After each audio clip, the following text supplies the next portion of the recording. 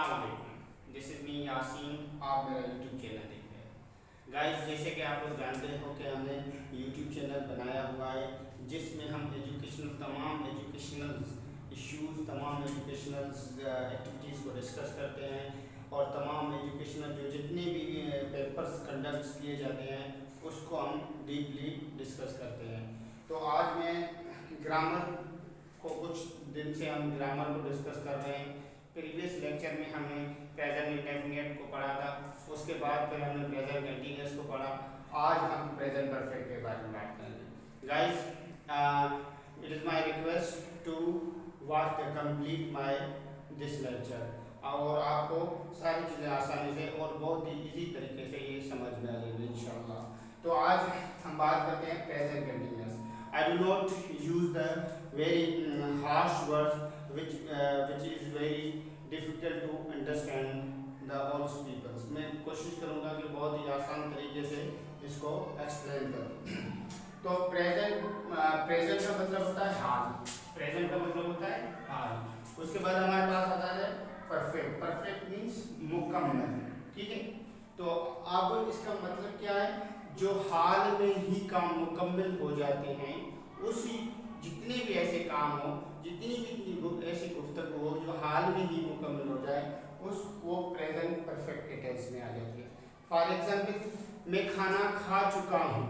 It means that I have done food, I have done eating. मैं खाना खा चुका हूँ। मिसाल के तौर पर इसको कैसे बोलें? मैं खाना खा चुका हूँ, आई हैव ईटन फूड। अम्मी खाना बना चुकी है, मदर हैज ईटन फूड। और उसके बाद दूसरा, अगर मैं आपको एग्जाम्पल दूँ, मैं क्रिकेट खेल चुका हूँ। मैं क्रिकेट खेल चुका हूँ, I have played cricket, I have played cricket. तो इस तरह के मजीद टेंस हम डिस्कस करते जाएंगे।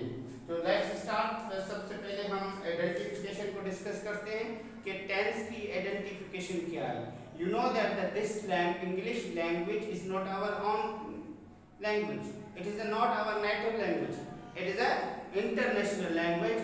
We can understand this language with the help of our national language. हम इसको तभी समझ सकते हैं जब हम इसकी अपनी नेशनल जो लैंग्वेज है उर्दू, उसकी मदद से हम इसको आसानी से समझ सकते हैं। Let's start. तो इसकी आइडेंटिफिकेशन मीन्स पहचान क्या है? चुका है, चुकी है, चुका हूँ, वगैरह वगैरह। और इसमें दूसरा होता है लिया है, ली है, ETC। मतलब कि ये भी आ जाए, लिया है, ली है, ETC ये अभी आ जाए। तो जैसे कि मैंने खाना खा लिया, तो ये भी प्रेजेंट परफेक्ट का टेंस होता है। और फॉर एग्जाम्पल, और अब आ जाते हैं नेक्स्ट स्टेप पर। पहला स्टेप इसका आइडेंटिफिकेशन, जो कि आप अच्छे से समझ लीजिए। दूसरा इसका स्टेप है सिंपल फार्मूला। इसका फार्मूला क्या होता है? सबसे पहले आप लगाओगे सब्जेक्ट। अब सब्जेक्ट क्या होता है? Doer of any action in the sentence is called subject. मतलब कि जुमले में काम करने वाले को हम सब्जेक्ट कहते हैं। उसके बाद हेल्पिंग वर्ब। हमारे हेल्पिंग वर्ब क्या है इस टेंस के? हमारे हेल्पिंग वर्ब है दो हेल्पिंग वर्ब है, जो कि हमारे पास एक हैज है, दूसरा हमारे पास हैव है, ठीक है। हैज जो होता है हम किसके साथ इस्तेमाल करते हैं? सिंगुलर के साथ इस्तेमाल करते हैं। और हैव जो है हम किसके साथ इस्तेमाल करते हैं?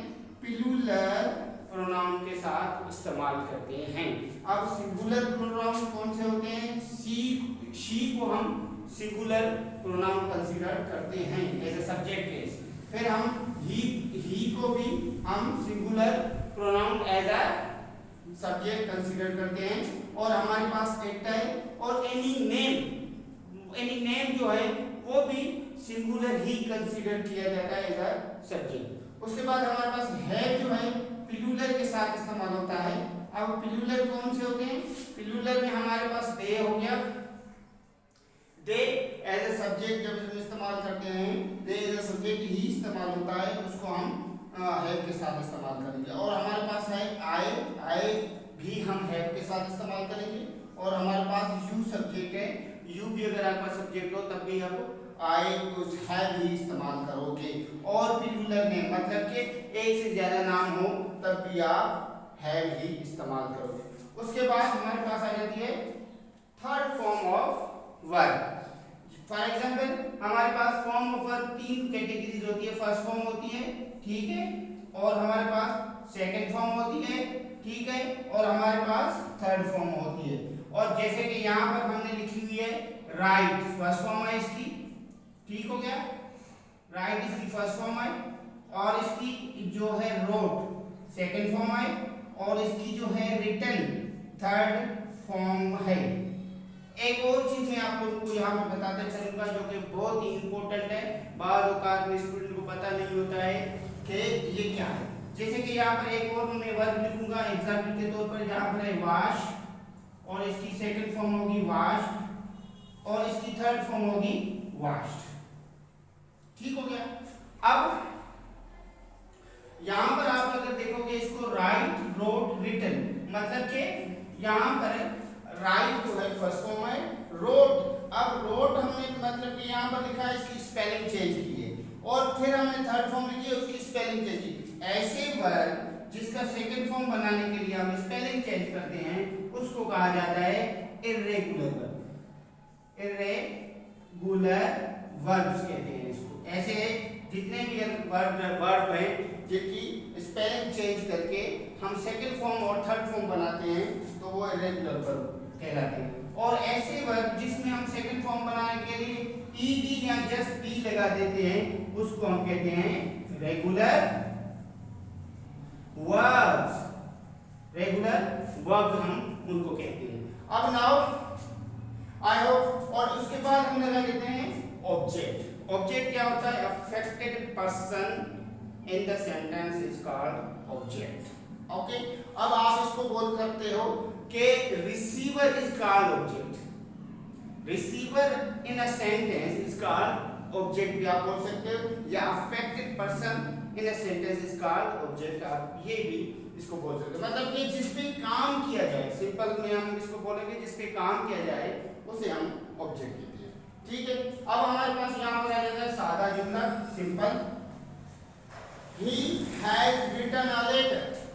ही हमारा सब्जेक्ट हुआ, ठीक है, ऐसे मैं इसको रिलेट करता हूँ, ओके, जाहिर करता हूँ। और फिर हमने ही के साथ क्या लगाया? हैज। यहाँ पर मैंने बताया कि ही आपका सिंगुलर कंसीडर किया जाता है, इसलिए हम इसके साथ लगाएंगे हैज। उसके बाद हमने लगा लिया ये हैज हो गया, और ये हमने लगा दिया थर्ड फॉर्म। और यहाँ पर मैंने आपको बता दिया इर्रेगुलर राइट रिटन जो है इर्रेगुलर वर्ब है, इसलिए हमने इसको लिखा दिया, रिटन लिख दिया, और लेटर हमारा पास हो गया ऑब्जेक्ट।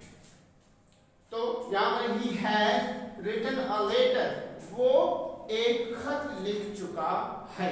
लास्ट में आइडेंटिफिकेशन ये आपके जहन में होनी चाहिए कि प्रेजेंट परफेक्ट की आइडेंटिफिकेशन चुका है, चुकी है वगैरह वगैरह, ठीक है। अब हम नेक्स्ट स्टेप पे जाते हैं, नंबर 3। अब नंबर 3 नेगेटिव सेंटेंस होता है। नेगेटिव मतलब कि इनकारिया, ठीक है। इनकारिया में हम क्या करते हैं, उसके सिर्फ और सिर्फ हेल्पिंग वर्ब के बाद हम लगा देते हैं नॉट।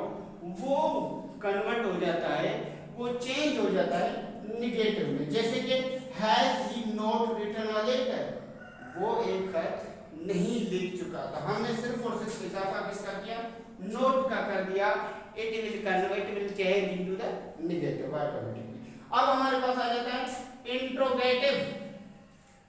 इंट्रोगेटिव मींस सवालिया। अब सवालिया जुमले के लिए हम क्या करते हैं, जो हमारे हेल्पिंग वर्ब होते हैं have and has, these will come in the beginning of sentence. After that we add the subject, after that we add the third form verb, after that we add the object, in the last we add the question mark. Okay, तो हम क्या करते हैं, सबसे पहले has या have लगा देते हैं। अगर आपका यहाँ पर सब्जेक्ट प्लूरल होगा तो हैव लगाओगे, अगर सब्जेक्ट सिंगुलर होगा तो हैज लगाओगे, जैसे कि मैं पहले बता चुका हूँ। Has he written a letter, वो एक खत लिख चुका, सॉरी, क्या वो एक खत लिख चुका है? दिस इज अ क्वेश्चन, ठीक है। आई होप ये था आज का हमारा लेक्चर। वेरी शॉर्ट वे में मैंने आप लोगों को बताया। और अगर किसी को प्रेजेंट इंडेफिनिट और प्रेजेंट कंटीन्यूअस की समझ में नहीं आई है तो वो प्रीवियस हमारे YouTube में वीडियो पड़ी हुई है, वो आप देख सकते हो। उसके बाद अगर यहाँ पर कोई भी क्यूरीज वगैरह हो, कोई भी ऐसी चीज़ हो जो मिस हो गई हो मुझसे, तो kindly you should mention in the comments. I will also follow this things. Thank you very much. I hope you all are fine. शुक्रिया.